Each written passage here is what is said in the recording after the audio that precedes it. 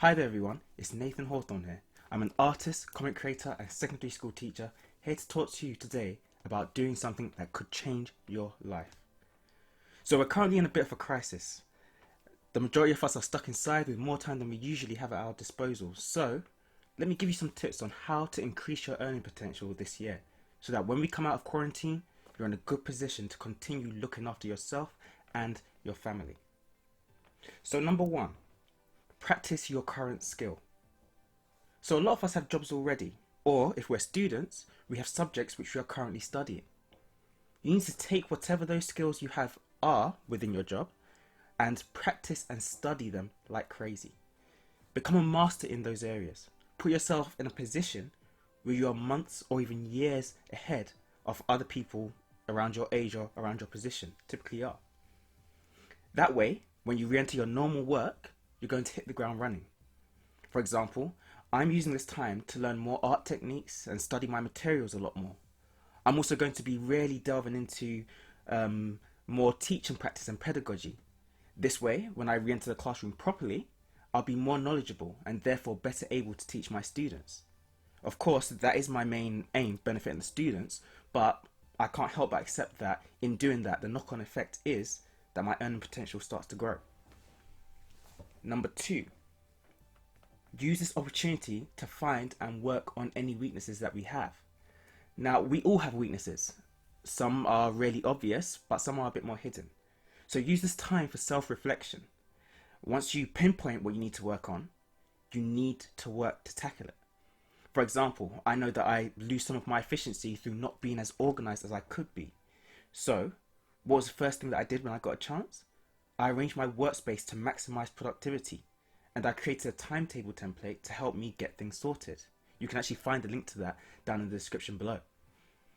Now, there's hundreds of videos, apps and books and journals that you can find online that can help you with this area, whether it be more skill based or more personality and attitude based. So find that weakness and root it out. Watch how your life afterwards starts to get better. Now, and then even more so when the world's open again for business. Number three, learn a new skill. So now you no doubt knew this one was coming. People who can do one thing really well are very employable. They're very useful. Everyone likes to have someone who knows a lot about something around.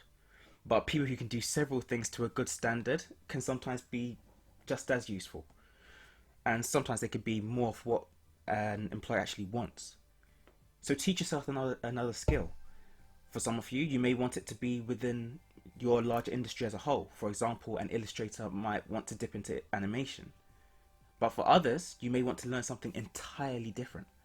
So a dance instructor might want to learn coding. Either way works. It just depends on what you want to do with it afterwards. If you want to just be able to do one more thing within your industry, then definitely pick one that's closer to your current job or your current profession. But if you want to try having another job on the side that you do in your spare time, now and in the future, then teach yourself whatever you want. Number four, learn a language. Now, people underestimate the usefulness of languages, especially us English speakers. We think that because so much of the world knows a little bit of English, we don't need to learn another language at all. But that is an arrogant and self-centered way of thinking. The ability to speak other languages is an amazing skill, and not only does it open up the world to you, but it also makes you more employable because you can now be your company's link to that country, to that culture. And for younger people, a qualification in languages is very attractive to certain universities as well, and it's also great for making new friends. Number five, begin putting things in place for the future. Now, you've got time and you may even have a few resources to spare. So begin setting up things for the future. When it comes to improving things within our lives, most things don't tend to happen overnight. It's sad to say, but although our lives can be wrecked in a matter of moments, they can't really be improved in a matter of moments. It tends to be a lot of hard work over an extended period of time. Just think of how long it took you to work your way up to your GCSE exams, or how long it is taking you if you're still at that stage at the moment. That's a full 8 years of formal education, studying and learning until you do an exam that can make a massive difference to your future. So, getting back to the point, to set up for the future, what you can do is start putting long-term things into place now.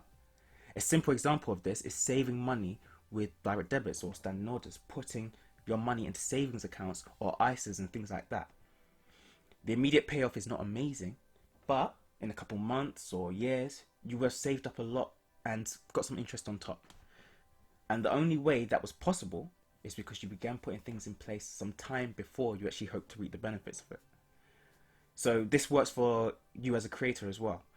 If you want to be a writer, a content creator, or a YouTuber, you should start creating now.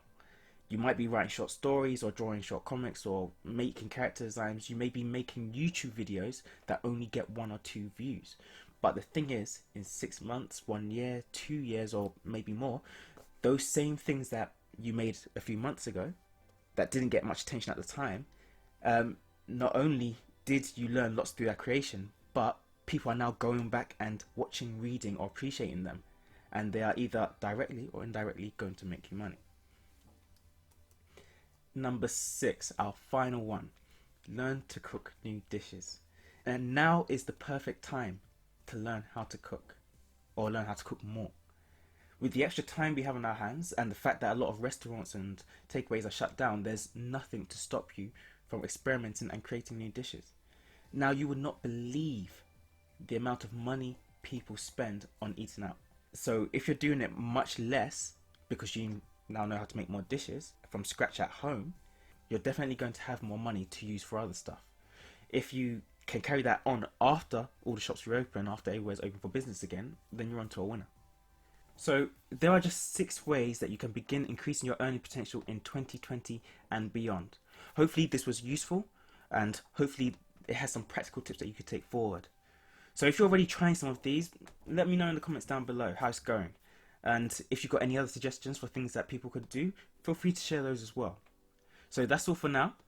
Don't forget to like and subscribe and follow so you never miss a video from us. And that's all. Until next time.